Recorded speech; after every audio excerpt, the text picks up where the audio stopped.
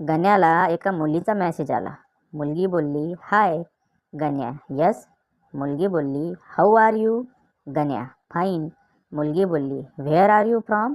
गण्या, मुंबई. मुलगी बोलली, तुझं शिक्षण किती झालं आहे? गण्या, तुझ्या एवढं. मुलगी बोलली, माझ्या एवढं म्हणजे? गण्या, मी पण एवढंच इंग्लिश बोलून डायरेक्ट मराठीत सुरू होतो.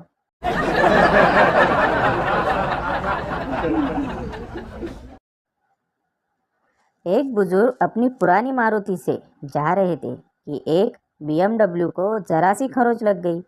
बीएमडब्ल्यू में से 4 लंबे चौड़े सरदार निकले और वृद्ध व्यक्ति की पिटाई की नौबत आ गई. तभी बुजुर्ग ने कहा कि आप 4 हैं और मैं अकेला, ये तो नाइंसाफी है. उन चारों सरदार में से जो सबसे बड़ा था वो बोला, सुरजीते और अमरजीते, तुम अंकल की तरफ हो जाओ. बुजुर्ग बोला, पर हम तो 3 हैं और आप 2. तो उनमें से सुरजीते बोला, कोई बात नहीं अंकल जी, आप घर जाओ, इन दोनों से हम निपट लेते हैं.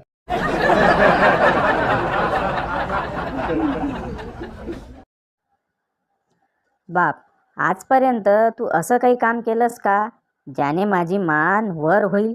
मुलगा, एकदा तुमच्या डोक्याखाली उशी लावली होती, विसरले का लगेच?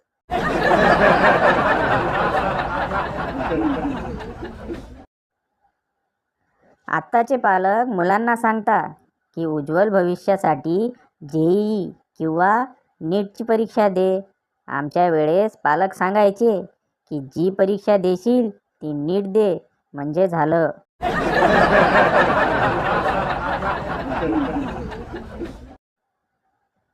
मुलगा, बाबा, माझ्या वर्गातल्या सगळ्या मुलांना सोडायला त्यांची आई येते, मग मलाच सोडायला तुम्ही काय येता? बाबा, म्हणूनच.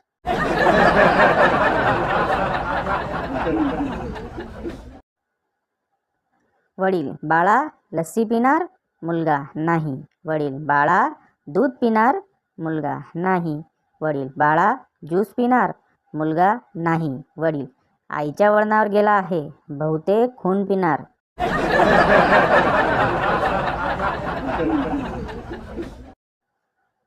बाबा, का रडतोस? मुलगा, आई पाय घसरून चिखलात पडली. बाबा, अरे मग रडतोस का? तुला हसायला पाहिजे. मुलगा, मी अगोदर हसलोच होतो.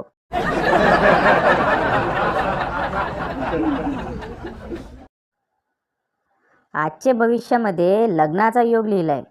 मनात वेगळाच आनंद होतोय. विचार करतोय बायकोला सांगू की नको.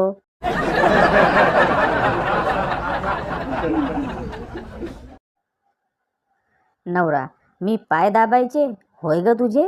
बायको, वडाला फेऱ्या तुमच्यासाठीच मारल्या ना मी, मग दाबा पाय गपगुमान.